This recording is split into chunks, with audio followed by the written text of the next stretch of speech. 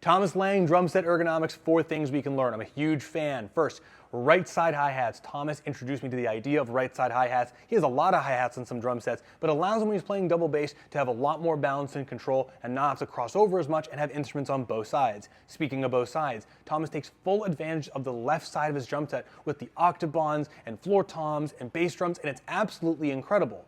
If we think about the 80-20 rule, the majority of his instruments are kind of in this neutral zone. Thomas has got a giant drum set with stuff way at the extremes in the 20% areas he doesn't play very often. But the majority of his primary instruments are right in front of him or just outside of reach, which allows him to get way more utility out of the drum set, which is fantastic.